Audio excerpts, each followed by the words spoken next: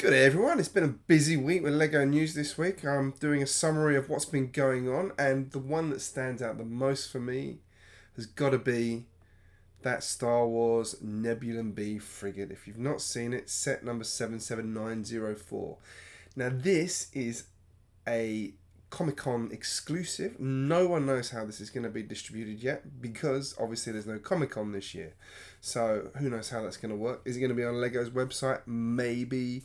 Is it going to be through Comic-Con's website? I don't know. Anyway, but this looks blooming cool. This is one of my favourite ships from Star Wars. Purely because it's just so different, so unique, so... I don't know, I just always liked it. I mean, I think my history with this one comes from actually playing the Star Wars games from the 90s, where this was always quite a popular ship to be used in that. So I always liked it when you were sort of defending or destroying those. That's probably where my big thing comes from. But that is a good looking set, and the good part is you can get the instructions for this from LEGO's website already. Link is down below in the description. Think this one's pretty cool. I think they've really nailed the design on this. Some good use of even like the piping parts, do that lower bit on the leg. Absolutely phenomenal. It looks great. And yeah, I think LEGO's done a really stunning job on this one. And interesting is the size on it, because it's sort of that mid-size they had before. Mid-size, not mini, is it? Mini's the little ones. The mid-size one. So they've done a Falcon before at that kind of scale. I wonder if this means it's going to come back. Who knows? I kind of hope they do, because it would be pretty cool. I didn't mind that scale. I don't own any of that one, but it does work well for sort of... I don't want to buy big display sets. I want to buy little versions of these ships that I can display that aren't going to take up lots of space and they're not going to bust the bank. So this is pretty cool. One to watch. Be interesting to see how this one comes out. I am bummed it's an exclusive for Comic-Con. I don't know why it's an exclusive for them, but it is. It is what it is. It is how they've done it. It's a shame because this is the one that missed out in the vote recently for the next one of the Ultimate Collector sets. So it's a shame because I'd have loved to have seen that. Would have been a beast of a ship. But yeah, anyway, so that's what we've got for that one. The second one that's come out from this one is the Marvel Black Widow set 77905. And this one is Black Widow versus the Taskmaster. And according to LEGO's website, because there was a page for this one that's been removed since, but you can recreate the Marvel action with this eye-catching display model featuring Black Widow, Taskmaster, and the Red Guardian. So, it's basically a six-wheel buggy with Black Widow, Taskmaster, and the Red Guardian having a little battle thing, and it's on a display stand. It looks pretty cool. One thing of note on this one is the box art. So, there's a front and a back to it, and it's very much reminds me of the Wonder Woman versus Cheetah set number 76157. God, I remember all these numbers. Which was, the front was a serious shot, and the back was a like comic shot. So here's the front, here's the back. I like that. I think it looks really cool. It sort of mixes things up. So I'll be interested to see if this is a style that LEGO is going to go with for those particular kind of comic book style sets. I don't mind it. I think it makes it interesting. I just hope it doesn't fall down the same path as the hidden side sets that people commonly had a big issue with, which was, you could never see what the set actually looked like. But I don't think that's an issue. You always had to turn the box around to see the set. That was, some people had a grumble with that. I never had a problem with it, but I can understand why it frustrated some people. They had to go and lift it off the shelf and turn it. Just saying.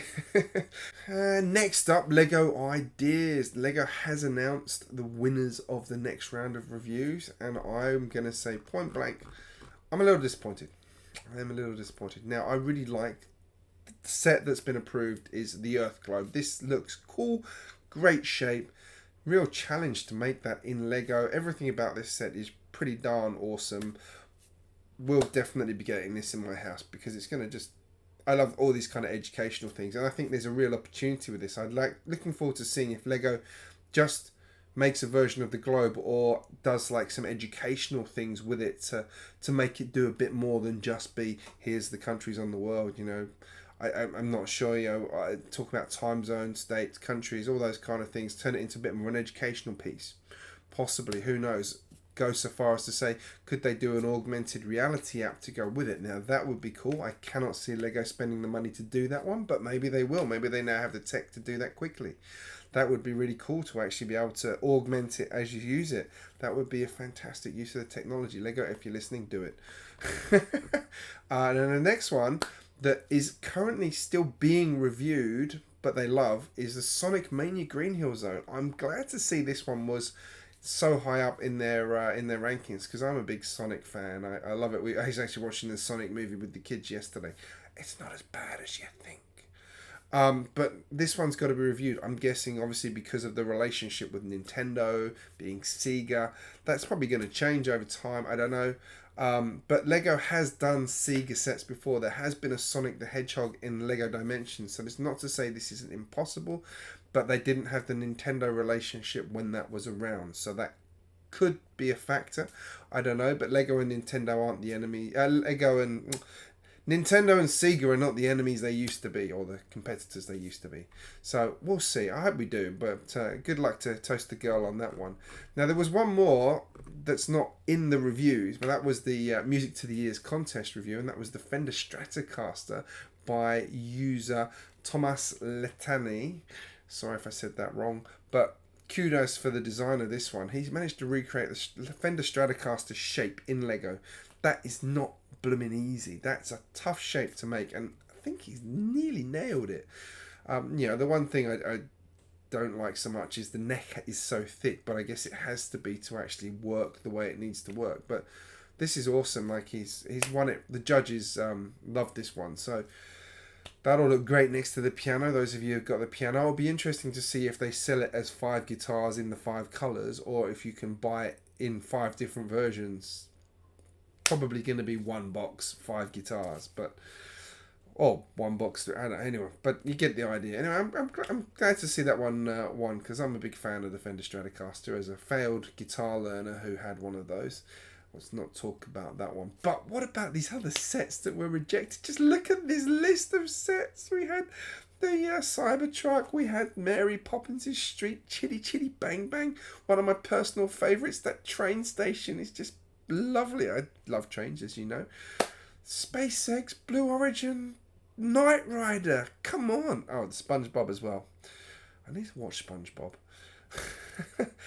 Iron Giant. How cool would that Iron Giant have looked next to Voltron? Come on, that would have been such a cool set to have. So, it's a shame, but they didn't get through. Now, what makes me really sad is these guys aren't allowed to do anything with their sets now. They can't, their designs, they can't monetize them. There's no way they can go and sell them through some of the other sites to actually make any sort of income from these great designs. So this is one of the terms of the Lego ideas, is they can't do anything with it for 3 years after the submission. So that's a shame. But I do know one of them is going to release them for free, because that seems to be the only way they can do it, which is a shame. He wants people to enjoy it, but he's never going to get any reward for his amazing work. Anyway, I'm going to wrap up there. Let me know in the comments what you think of all of those things. You're going to be building the NEBULON-B Frigate using the designs you can download from Lego, or are you going to be sort of keeping an eye out and trying to get hold of it through whatever? I'd love to know what you think, how they're going to actually distribute this thing, because it's Comic-Con, which isn't happening. So we'll see how that goes. I might have a go at building one myself. I know I'm short a couple of parts for that, but I got most of them in other colours, so it could look quite cool to be like a rainbowy one. Anyway, I'm going to stop with that idea. Let me know about the Lego Ideas as well, your thoughts on that. I know Lego Ideas is going through a review process at the moment to actually change the judging criteria, the entry criteria, so fingers crossed. We'll see some good changes there to benefit these awesome designs. Like, it's a shame Lego can't release more because they're just so good. Could they go into the expert line? You know, some of these could be expert sets. They really could. So, anyway, if you're new here, hit subscribe. I post regularly, and will post regularly from now on. I've had a bit of a hiatus for the last couple of weeks.